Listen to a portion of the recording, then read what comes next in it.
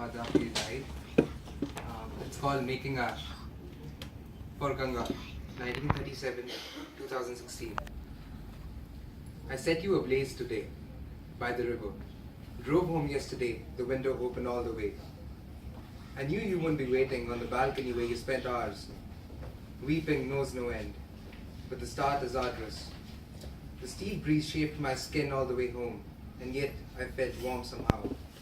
Still, I tried to find you on the wooden chair on the second floor, sitting on your spot.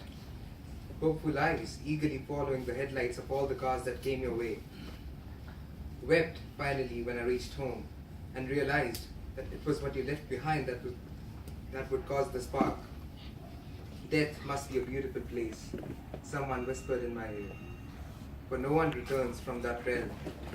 But when I set you ablaze today by the river, while I was busy making ash out of what was left of your body, surrounded by the multitude, invisible to my tender eyes, 3 boys dived into the river on the opposite bank and came back running, ready to dive again under the warmth of the September sun. I, on the other hand, dived into the deepest thoughts known to man, the heat of the flames burning my skin. I cannot help but notice all the photos scattered around the house. You're there in monochrome, tall and white skin, the 60s look on your face. And I remembered that you would have stood right here, right where I was standing, 23 years ago when he died, making ash out of his body, on the same spot, barefoot. It must have been harder for you, I guess, or easier, knowing the circumstances that were, had been, and would be.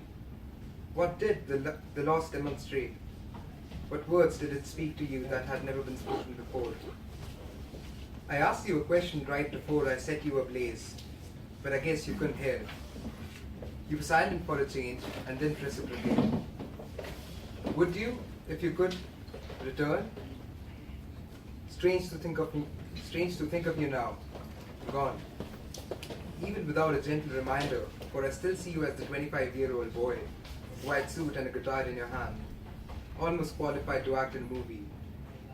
Would you, if you had the power to wake up and astound us all? I found your kit a few hours ago, along with your wallet that carried the card you saved, a list of songs written on the back of your diary, and the last remaining drops of your aftershave lotion. Fragrance, it brings back memories that nothing else can. I know that no one will wait by the balcony now, or stare at the river, stand beneath the bottle-brush tree and watch God from the windows, gaze at the faint lights on the mountaintop where you took me for early morning treks. After I set you ablaze, how I looked at a withered leaf on the ground and smiled as if it was you, and wondered how you gave in to the flight of autumn before it arrived, in the garden where you spent 2 hours every day. It's still green if you're wondering, but for how long? The stones I painted when I was 11 still rest by the window.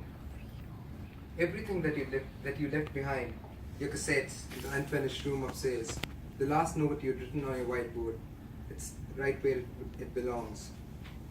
Weeping knows no end, but I stopped a few hours ago. I held on to your ring, it fits me perfectly, you know. And I remembered how you sang Ke Sara Sara, along with Doris Day on YouTube that evening. But it still haunts my mind, this question. Would you, if you could, return home and wait for me by the balcony, tend to the flowers in your garden, and for one last time sing me a song? But I set you ablaze and left no scope for return.